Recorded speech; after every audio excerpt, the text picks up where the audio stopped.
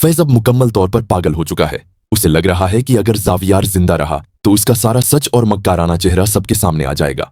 वो जानता है कि जावियार एनी का वो बचपन का दोस्त है जिसकी बात का असर पूरे खानदान पर होता है, इसीलिए उसे रास्ते से हटाना अब बहुत जरूरी है। फैज अपने मिकाराना दिमाग में ये मंसूबा बनाता है कि जावियार को जान से नहीं मारना बल्कि उसे इतना जख्मी कर देना है कि वो शादी के दिन तक अस्पताल से बाहर ना आ सके। वो अपने गुंडों को बुलाता है और उन्हें भारी रकम देकर सख्ती से हिदायत देता है कि ये एक्सीडेंट ऐसा होना चाहिए जो बिल्कुल कुदरती लगे ताकि पुलिस को जरा भी शक ना हो।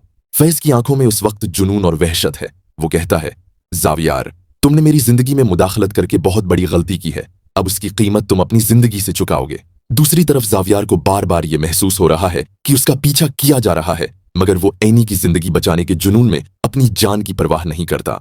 वो अपनी फप्पू के पास जाता है और बहुत संजीदगी से कहता है, फप्पू, अगर मुझे कुछ हो भी जाए तो आप एनी का हाथ इस भेड़िए के हाथ में मत दीजिएगा। वो एक धोखेबाज इंसान है। जिस वक्त जावियार फैज के खिलाफ एक बड़ा सबूत लेने के लिए शहर की सुनसान सड़क से गुजर रहा होता है, अचानक दो गाड़ियां इसे चारों तरफ से घेर लेती हैं। जावियार अपनी गाड़ी की रफ्तार बढ़ाता है, मगर वो गुंडे माहिर खिलाड़ी निकलते हैं और उसे एक तंग मोड़ पर आकर बिल्कुल बेबस कर देते हैं। अचानक एक तेज रफ्तार ट्रक पूरी कुव्वत से जावियार की गाड़ी को टिकर मारता है और गाड़ी के परखचे उड़ जाते हैं। हर तरफ शीशे बिखर जाते हैं। फैज दूर खड़ा अपनी गाड़ी के स्याह शीशों के पीछे से ये सब देख रहा होता है और उसके चेहरे पर एक जहरीली मुस्कुराहट फैल जाती है। वो निहायत इत्मीनान से वहां से निकल जाता है जैसे कुछ हुआ ही ना हो और सीधा एनी के घर पहुंचकर शादी की मीठी मीठी बातें शुरू कर देता है।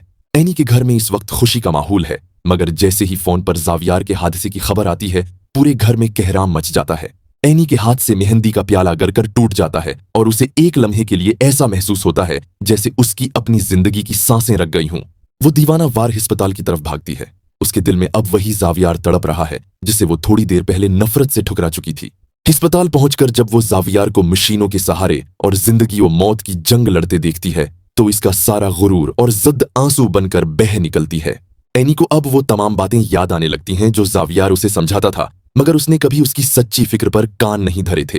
डॉक्टर्स बताते हैं कि जावियार की हालत बहुत तशवीशनाक है और उसे बचाने के लिए किसी बहुत बड़े मौजज़े की जरूरत है क्योंकि उसे बहुत ज्यादा चोटें आई हैं। एनी को अस्पताल में फैज का मासूम चेहरा देखकर पहली बार उस पर शक होता है कि आखिर ये हादिसा ठीक इसी वक्त क्यों हुआ जब जावियार उसके खिलाफ सबूत लाने वाला था।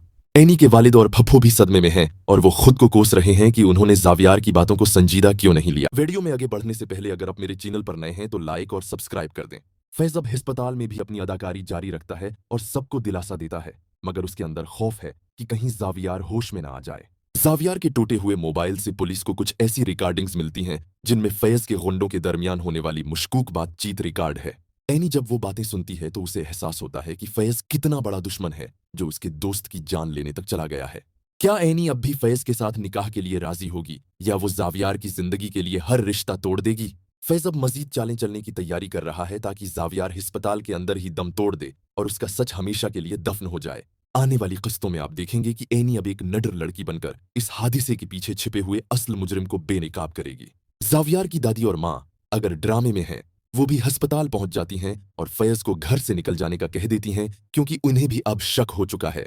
क्या जावियार अपनी मौत के मना से वापस आकर एनी को फैज के चंगल से बचा सकेगा और उसे उसके अबरतनाक अंजाम तक पहुंचा पाएगा? सच और झूठ की ये जंग अब अपने अरूज पर पहुंच गई है, जहां अब हर रिश्ता एक नए इम्तिहान से गुजरेगा। अगर आपको जावियार की ये बड़ी कुर्बानी और फैज की मिकाराना चालें पसंद आई हैं तो वीडियो को लाइक और शेयर जरूर करें। कमेंट सेक्शन में हमें बताएं कि क्या एनी को अब फैज के खिलाफ खुद पुलिस को रिपोर्ट करनी चाहिए।